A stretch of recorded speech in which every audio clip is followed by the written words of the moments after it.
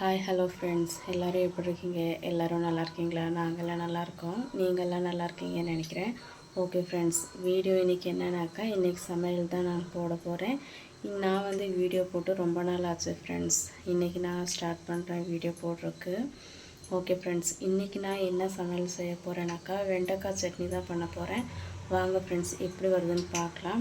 நானும் யூடியூப் பார்த்து தான் நானும் செஞ்சிட்ருக்கிறேன். இது ஆந்திரா சைடு தான் ஸ்பெஷலாக பண்ணுறாங்க. வாங்க ஃப்ரெண்ட்ஸ் பார்க்கலாம்.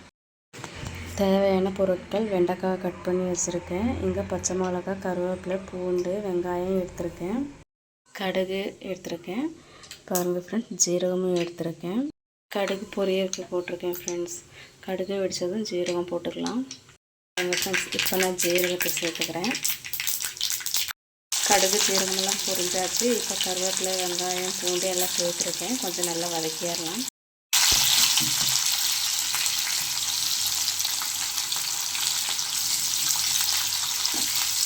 இது நல்லா பச்சை மிளகாலாம் நல்லா வேகணும் ஃப்ரெண்ட்ஸ். நல்லா எண்ணெயிலே வேகணும். இது கொஞ்சம் எண்ணெய் தாராளமாக தான் வேணும் ஃப்ரெண்ட்ஸ். அதான் கொஞ்சம் அதிகமாகவே போட்டிருக்கேன். நானும் இது ஃபஸ்ட் டைம் தான் செஞ்சு பார்க்குறேன் ஃப்ரெண்ட்ஸ். என் ஃப்ரெண்டு ஒருத்தவங்க செஞ்சுருந்தாங்க, கொடுத்தாங்க. டேஸ்ட் நல்லா இருந்துச்சு. அவங்கக்கிட்டையும் கேட்டேன் நான். அதுக்கப்புறமா யூடியூப்லேயும் பார்த்துட்டு தான் நான் செஞ்சுட்ருக்கேன். தலை ஆனதுக்கப்புறம் வெண்டைக்காயும் சேர்த்துக்கலாம். இப்போ வெண்டைக்காயும் சேர்த்து நல்லா வதக்கிடலாம்.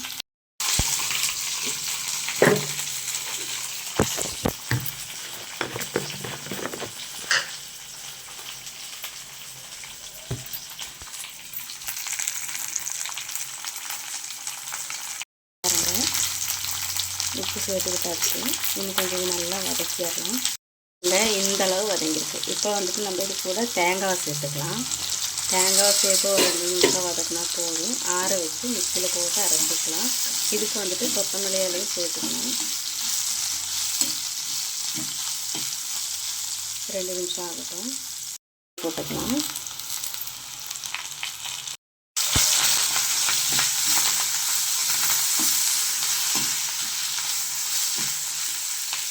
பாருங்கள் ஃப்ரெண்ட்ஸ், மிளகாலாம் இந்த மாதிரி ஃப்ரை ஆகிருக்கு. இந்த மாதிரி ஃப்ரை ஆனாக்கா அது ஒரு மாதிரி டேஸ்ட்டாக இருக்கும் ஃப்ரெண்ட்ஸ்.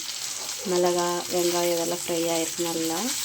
இது நல்லா டேஸ்ட்டாக இருக்கும். இனி இதை ஸ்டவ் ஆஃப் பண்ணிவிட்டு ஆற வச்சு அரைச்சிக்கலாம்.